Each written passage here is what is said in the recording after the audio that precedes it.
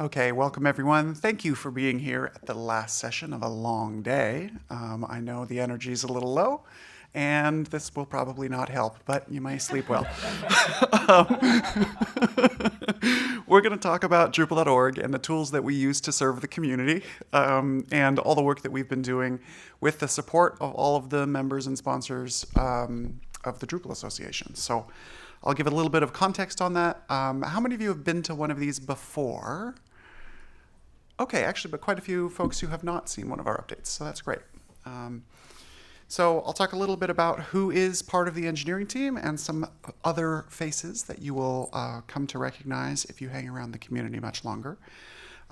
So I am Tim Lennon, the CTO of the Drupal Association. The top row is my team at the engineering team at the DA. The total number of employees of the Drupal Association is only 18, even though we run Drupal.org, we run DrupalCon, all of these kinds of events, and the engineering team is 5, including a C-level, so that doesn't count. So why don't we have folks who are here, the bottom row, sorry, real quickly, are folks who help us out in various ways with the infrastructure, but are not on the payroll. I don't know how we're getting away with that. At some point, a paddy wagon's going to come for me, but and have been helping out in significant ways. So we'll do introductions for the faces who are here down the line, and then I'll talk about some of the faces who aren't here with us today. So Neil, please go ahead. Yeah, I'm Neil Drum, senior technologist. Basically, that means I do any full stack development, build Drupal.org, try to plan things. Yep. My name is Narayan Newton. I'm the lead systems engineer, which means I deal with the infrastructure behind Drupal.org. I'm assisted by a few people, but I do the overall architecture and have for a very terrifyingly long time.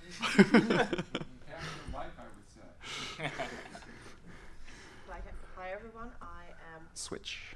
Yeah, hi. There we That's go. better. I'm Lenny Moskalik and I am delivery manager and part of the engineering team as well. Awesome. Okay. So, the other faces. So we're really sad that they're not here. Brendan Blaine is another core member of the team. He works, he's a Drupal developer who works on a lot of the features on Drupal.org that come from the community. So things to support the IXP initiative, which you may have heard about, the community events portal, a number of different things along those lines, and cross-departmental support, so getting the DrupalCon events website or things that are needed by the other teams.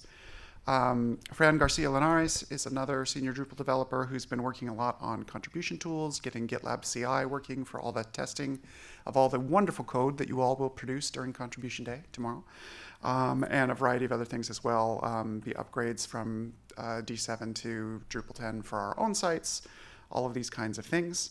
And then lastly, Michael Hess, whose face you see on there, is another working group member, the security working group, and works at the University of Michigan and also helps us out in various ways, whether that's related to keeping Drupal.org itself secure or other kinds of things that might be going on in the infrastructure world when we need another brain to pick.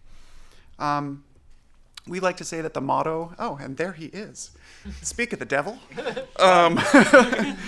The motto of the Drupal Association engineering team is that we build the tools that empower the community to build Drupal. So a common misconception that we get is, it's the DA who must employ all the core committers or something like that, or that we're the ones directly doing the releases. And that's not true. We do all of the scaffolding and support infrastructure.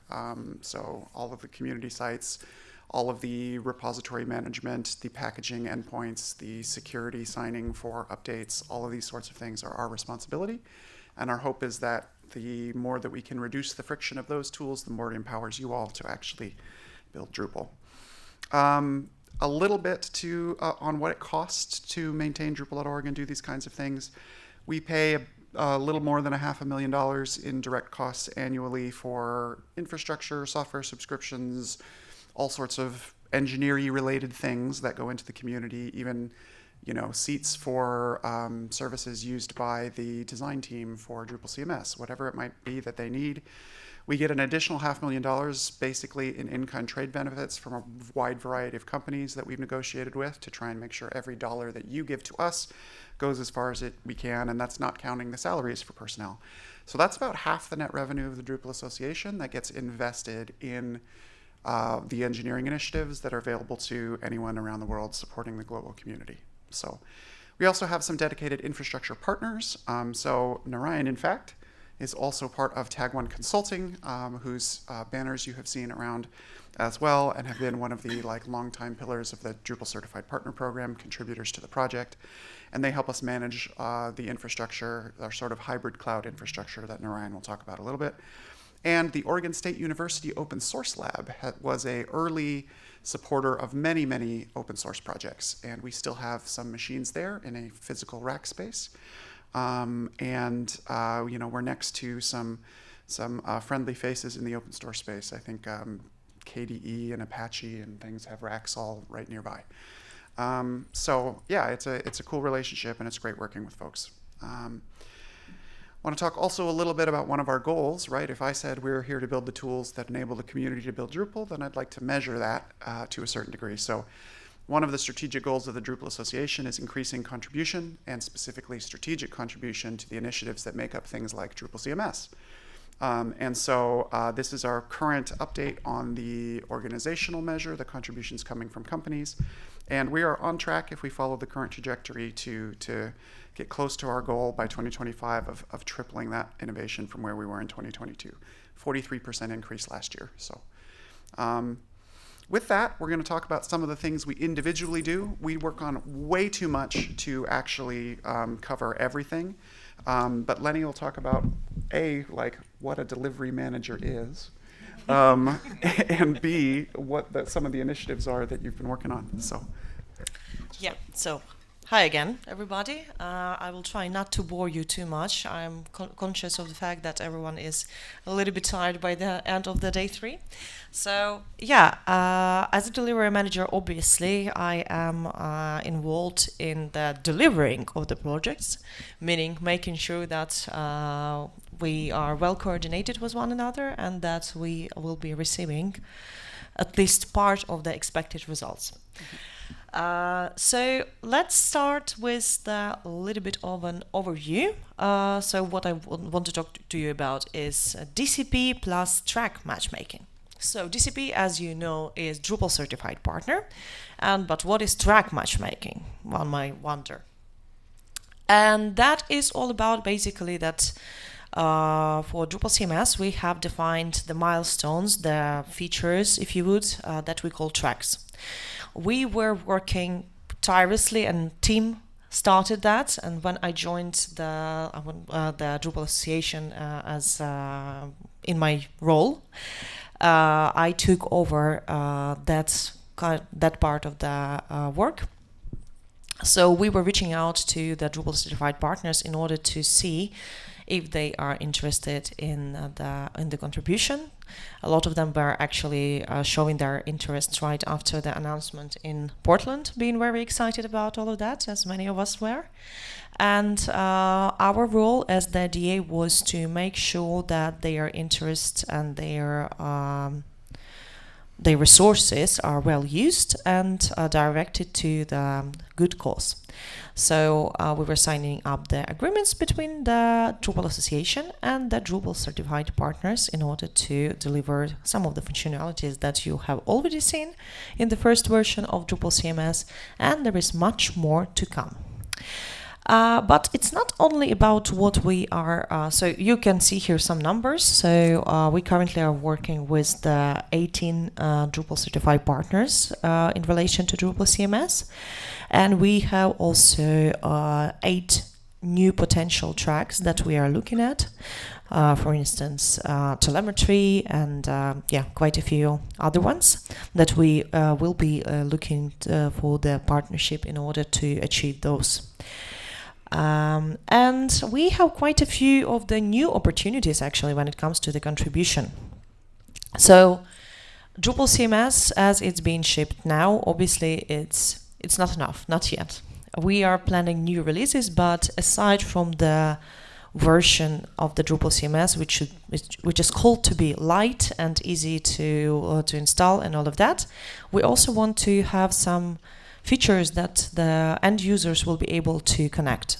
So basically, we want to have more recipes that will be available to everyone and that can easily be added to the basic setup of Drupal CMS.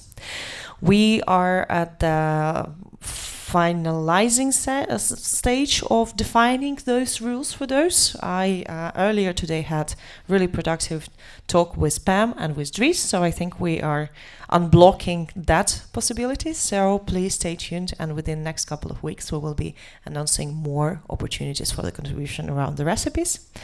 Also, templates that we were talking about, so that's something that's on the stage of rather ideation at the moment, but we are very much looking forward for the innovation group and the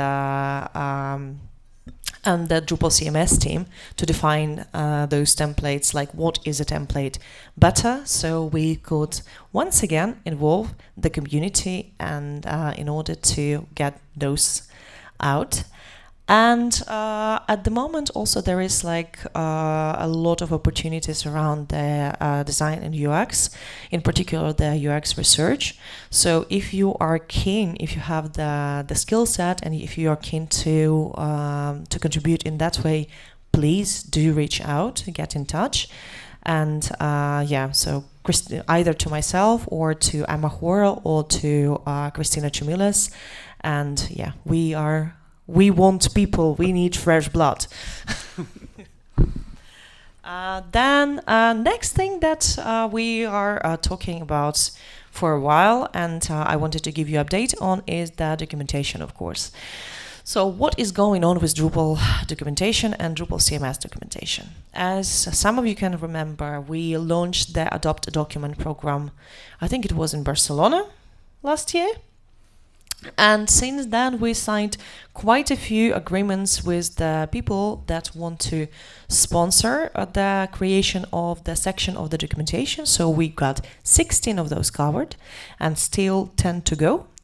But the cool thing about it that if the company is sponsoring one of the sections of the documentation for Drupal CMS, they are contributing not only to Drupal CMS documentation, but to the future of Drupal org documentation, because part of those money are called to go to cover the cost of onboarding of the documentation lead, which currently we had to kind of slow down the process due to the challenges that we all are facing. The situation. Once again, we are living in a very interesting times, which are in particular affecting the economy. So as a result, we're also kind of being very conscious of our budget, and at the moment we are on hold with any new hires. But we hope that we will be able to basically sell those remaining 10 sections and move forward with the position of the documentation lead. Or if we don't do that, we will be in need to redefine it a little bit, not as the full-time, etc. So we are looking into those options. And as well, we are trying to reach out for some and check on some grants that we can hopefully get in order to consider the alternative ways to finance this position, and mainly finance the update of the Drupal.org documentation, because I know it's been a pain for a while for all of us. Oh, sorry.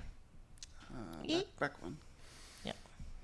So, and another topic is regarding to the related to the hosting for the Drupal CMS.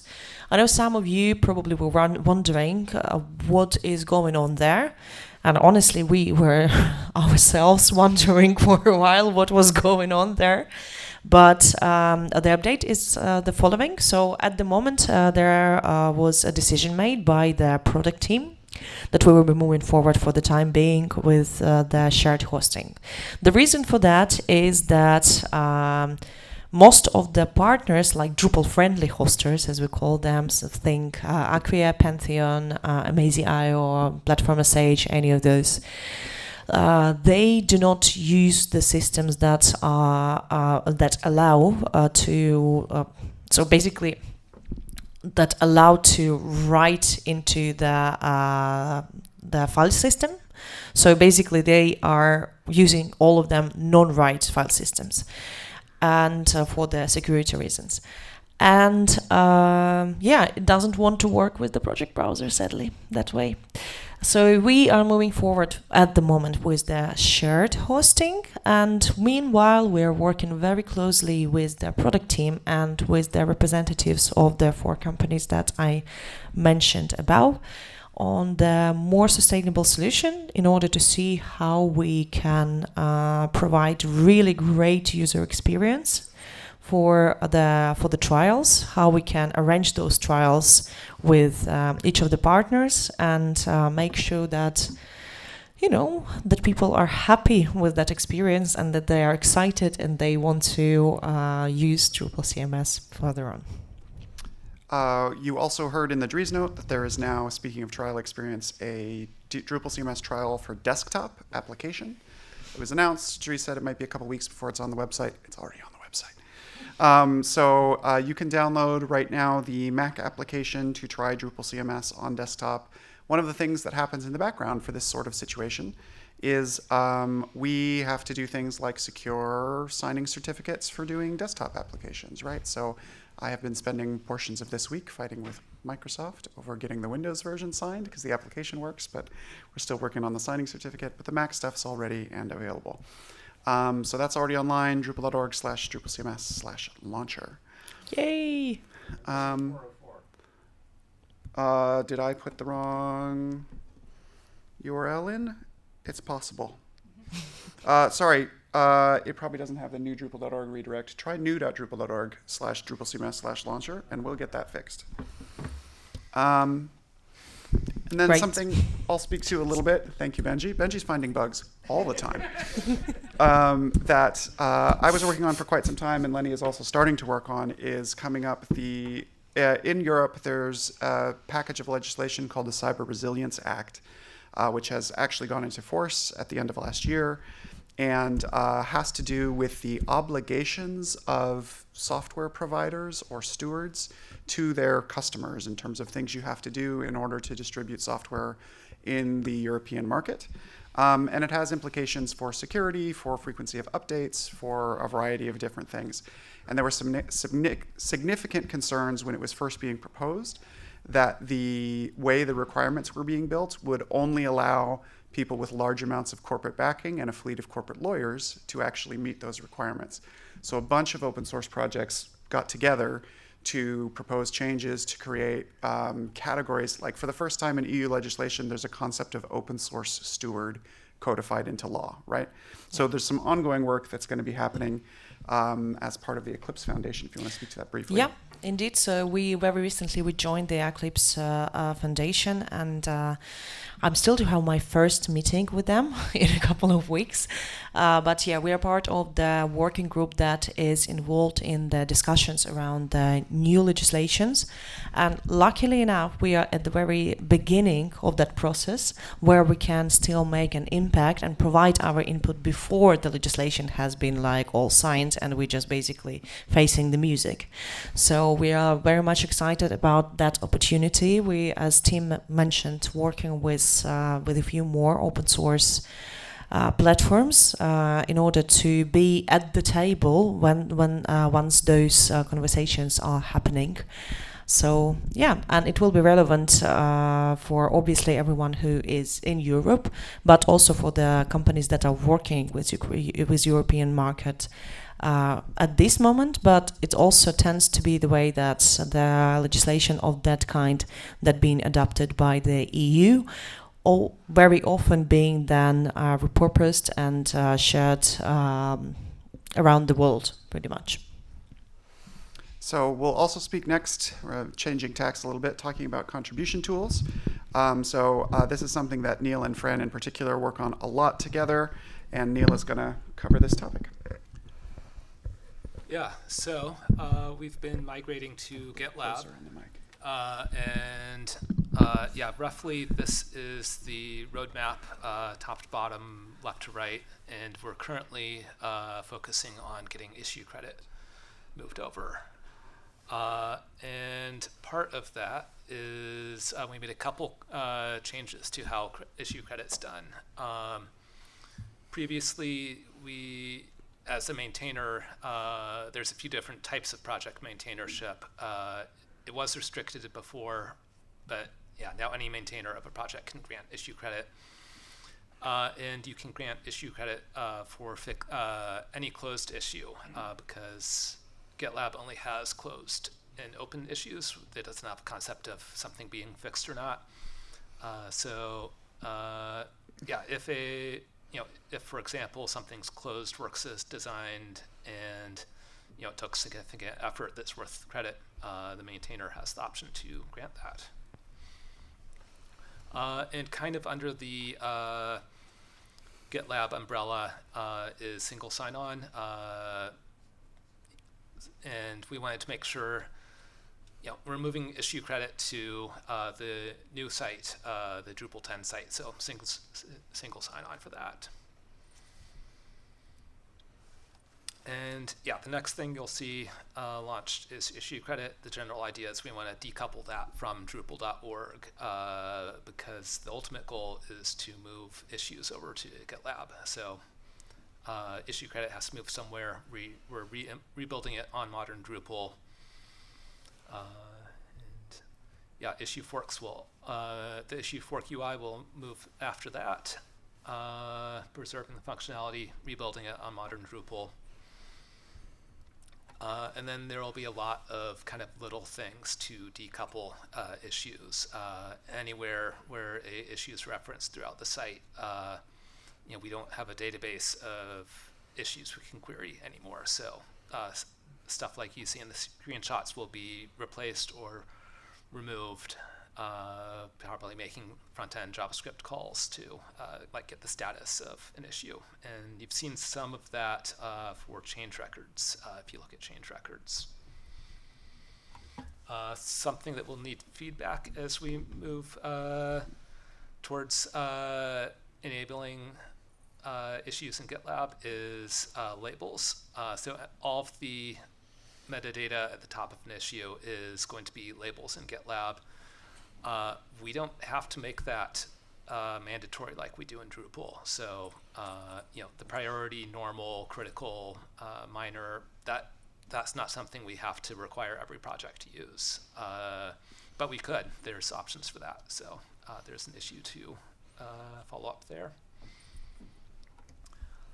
And then once everything's decoupled and issues are their own independent thing, then project by project we'll move them. And removing all of the metadata, preserving as much as possible, the fixed issues, and yeah. Yeah, and as noted here on the slide and in all the screenshots you've seen, none of these are mock-ups. They're all coming from development environment trial migrations of this stuff. So a lot of it's really pretty close. That doesn't mean it'll happen immediately, but we're working on it. And actually in the background, for example, security.drupal.org, where you report potential security issues, is kind of the same code base as Drupal.org. And we need to move that as well. So working with GitLab's APIs to kind of handle confidential issues and get the security team able to triage and collaborate on fixes. And oh yeah, an example of a kind of roundabout thing, usual software development thing. So for the security issues, I would like to have a automated comment saying what versions of the project are supported, so we need to migrate that data to Drupal 10. So that can happen, but there's a column on that table. I'm going to remove the supported or remove the recommended by project's maintainer option because it doesn't mean anything. With semantic versioning, you don't need maintainers to curate the recommendations. Just make the version number higher, and that's what you recommend. So, yeah, that's series of finding issues like that. Cool. And I'm going to speak on Brendan's behalf about some of the community program support work that's happened recently. I referenced some of it when we were doing the introduction. Some of this is there's a new IXP developer hub. If you're not familiar with the IXP fellowship program, which was just launched, proposed at earlier DrupalCons, launched at this DrupalCon, this is the notion of incentivizing companies to bring up early career developers into Drupal specifically, right? So the notion is if they have opportunities to hire and train maybe folks just out of a coding school or something like that, bring them into the Drupal fold, as long as they meet a minimum set of requirements in terms of the ratio of mentorship to work hours, as long as those are paid opportunities and not just unpaid internships, et cetera, those companies will receive contribution credit on the Drupal.org marketplace in return. And so we're hoping to create a little bit of a flywheel to encourage folks to do that. And as part of that work, Brendan built a developer hub for those job opportunities, a place to kind of list these sorts of things, and is working with the IXP team on that. So that's going to include the jobs portion, the contribution credit, and also a curated list of hopefully successful case studies from those companies of their IXP fellowship experiences. So we're trying to reward that investment in new talent by these companies. Related to that, at this DrupalCon, right, there was digital BOF scheduling rather than just big whiteboards. There was a few technical back and forths and requirements back and forths. I think you're probably used to a client changing the requirements mid-cycle in terms of how we wanted that to work. But I think it's been working pretty well throughout the event in terms of being able to do our scheduling that way and have our digital signage for our BOFs and things like that. Broken until 2 weeks ago. Yeah, well, and now it's working. And then the fresh branding for DrupalCon getting deployed recently. And you'll see that fully roll out coming in for Chicago and Japan. So let's see. And lastly, before we go to Q&A, we'll talk a little bit about the infrastructure behind the scenes. An anecdote that Dries likes to tell, for example, is when Drupal, he was still in college in his dorm room running Drupal.org off of his dorm computer, I believe, when it suddenly started to take off and basically melted down his PC. And at that point, a small company you may have heard of that no longer exists, Sun Microsystems, decided to donate servers to the Drupal project, and they had to have some place to go. And that was when the relationship with the Open Source Lab started. And so those servers might still be in someone's closet. I'm not totally sure about that. But Narayan, why don't you talk us through what we're doing now compared to the dorm room days? I have decommissioned those servers, but it's not as long ago as you'd think. Yeah, so the infrastructure team has been sprinting along with everyone else with Starshot goals and things that we had to stand up behind the scenes. That's kind of slowed down, and so we've been pivoting to stuff that needs to be dealt with and has kind of crept up while that was happening. So since last DrupalCon to now, we've done a lot of system updates, internal Jenkins updates. I don't know if anyone has dealt with Jenkins, but upgrading it 300 versions is really fun. OS level updates, we got a open source license from Red Hat for RHEL 8 and 9. We use Debian mostly, but there are some places where having RHEL underneath is really useful because they've given us a license to live kernel patching, which is extremely useful for basically elongating our upgrade cycles, because we have so many VMs, so many systems, that for like the base systems, we could very easily just be constantly updating, like literally constantly updating, and not get through it before the last one's EOL. We've also been doing cluster updates. We had a few clusters that were still on Heartbeat v1. Heartbeat is how you fail over resources and IP addresses between two nodes of a cluster. So for example, the disk backend for Drupal.org ran on Heartbeat v1, placed it with Pacemaker and ChoroSync. It's certainly more complicated. I'm not sure it's better, but it is supported. We replaced a lot of disks. They were nice enough not to fail during the sprint for Starshot, but right afterwards, many of them failed. And then on the AWS side of things, we've been upgrading Kubernetes. We rolled out something called Carpenter, which is very cool. It's on the CI side of things. Before, we had a Kubernetes cluster that used the generic cluster autoscaler, which means that when a CI job was trying to be scheduled, if there's no place for it to go, it just adds a node of a certain type. We add spot nodes because they're much cheaper. We switched to Carpenter, which basically does bin packing. So when a bunch of CI jobs hit the cluster, it looks at all of them and decides, okay, how much space do I need? And then creates, I like that both of you, I appreciate this. The slides are in stereo for Narayan right now.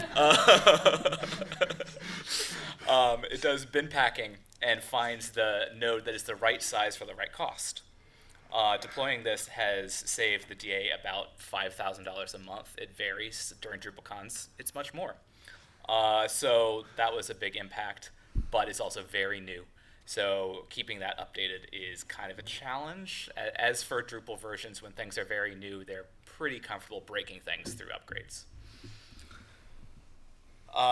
Speaking of updates, we're rolling out to a new style of infrastructure where we're deploying things on Kubernetes through containers, and we really wanted a better way to make sure things are staying up to date with less work on our side. So we've been deploying templates to roll out a tool called Renovate. And what Renovate does for us is it runs on GitLab CI as well. And it goes through all of our base containers, all of our deployed sites, and when there's an upstream image update, for example, the Debian stable image has a new update, or the UBI9 image has a new update, it will run and increment the digest we're pinned to, because we follow like the latest tag or the stable tag, but we pin to a specific digest that is the exact content that we want to deploy. And it will create a merge request with that change, assign it to us, and notify us. So every Monday we get 40 emails, but each one is a merge request that we can just update or not update depending on what we want to do, and it's much better than not updating. I wouldn't say it's a pleasant thing, but going through each one is not going to work. A merge request into We use GitLab obviously for Drupal.org and the CI system. We don't use our own GitLab because you might think there are some very obvious issues with that. If our GitLab went down and the infrastructure tree was in GitLab that's down. So GitLab is kind enough that we have a hosted version. So it's a merge request into a hosted version of our internal trees that's on gitlab.com. Yeah, to put that another way, like, right, we have all of the community's GitLab infrastructure for all of the contribution and repositories, and we have a isolated and completely different set on gitlab.com's infrastructure of Drupal.org's infrastructure tree. So if we ever do something to take them both down, we're in trouble. Yeah. And then we have the continued migration that's going on. Our overall goal is we want to get all of the production and some of the staging stuff onto AWS so that we can turn around and rebuild the OSL stuff. Production is much better suited to AWS because the hardware at the OSL is aging. But what we want to do is be able to split things across the two so we can basically balance cost and have some dev and staging stuff, and especially dev environments. On the OSL side, some things that just behoove themselves at being bare metal on the OSL side, and then have our AWS, Kubernetes, and CI deployments, and GitLab. GitLab itself requires very large VMs, so it's on AWS. And in that continued migration, the D7 version of Drupal.org we have running on Kubernetes as a Helm chart. It's past initial testing, doesn't have its microservices set up. We're trying to gauge when we want to actually fully test that as opposed to replace it. So that's kind of a balance. Groups.drupal.org, we are containerizing so that we can isolate it so it can await its death. We're upgrading Mailman, and we're replacing rsyslog, the venerable rsyslog, with something called Vector. Vector is a logging agent built by Datadog. It's in Rust. It's very fast, very minimal, and amazingly much easier to configure than rsyslog, because it's still not easy to configure, but it's easier to configure than rsyslog. Cool. So with that, that is a sort of potpourri of all of the different Drupal.org initiatives and the different kind of behind-the-scenes things that you don't see, regular social media posts and things like that from us. But we do have some time for question and answers. So if you have questions about any of the things we discussed here, or about contribution infrastructure, your favorite bug in our CSS, I don't know, any kind of Drupal.org related questions we'd be happy to answer. Or broader questions about the DA and kind of how we're thinking about the future of contribution as well. So any hands? I know it's the last session of the day, so if everyone wants to just go take a nap, again, you can also do that. But yes? Oh, sure. So, like, a lot of people have used projects to do issue credit for like non-code things, like for Yes. initiatives, groups, and events.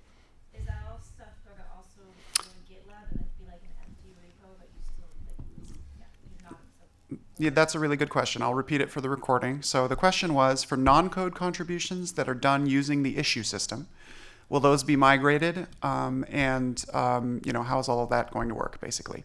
So there's sort of two answers. One is the entire issue history is going to be migrated regardless of what it is, and that will mean there's a number of projects that have empty repositories, and those will be migrated. And all the associated credits will be migrated to that credit system.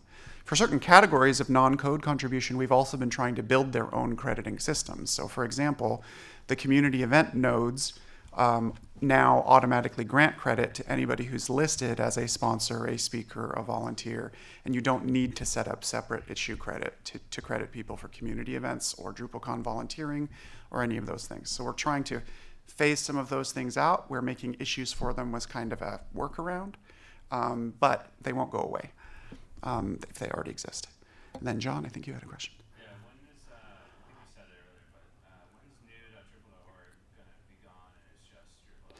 Yeah, so there's some technical reasons for this having to do with like some session stuff and things like that. And oh, I'm sorry. The question was, when will right now when you're going to Drupal.org, right, it's redirecting you to new.drupal.org for the new branding and all of this. It's part of the push to have that in place in time for the Drupal CMS launch. But, once you click documentation, for example, you're back on the old www.drupal.org. The answer is sort of at the end of migrating the rest of this stuff, basically. But Neil, maybe you can give some of the technical reasons. Yeah, it's when the last Drupal 7 functionality on www.drupal.org is gone. Is there a timeline for it? Do you know? When it's done. Yeah. The reason I ask is maybe at some point, depending on what's left, you swap it earlier and put one is www and one is old, or one is, yeah. As you do more marketing, the SEO is going to get hurt if you switch it later. The redirects still hurt that. So as we think about the marketing and as we're driving this.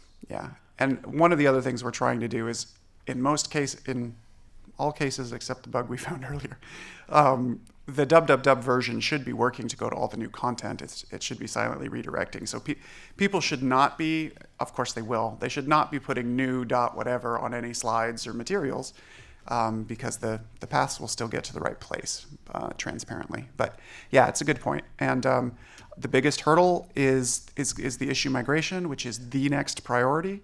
And as we said earlier, the security team is checking it out first. It'll be followed by some Starshot projects and things like that once the issue credit part is done.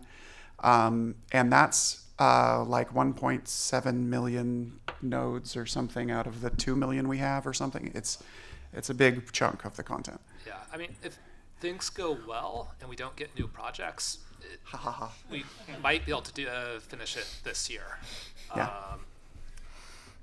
I don't think we'll probably get new projects. Yeah. Additional questions? Raise your hand if you're ready for that nap before the parties. All right. Thanks very much, everybody. We really appreciate your time. And cheers. I fixed the thing. Oh, and that redirect is fixed. Dang it, Benji.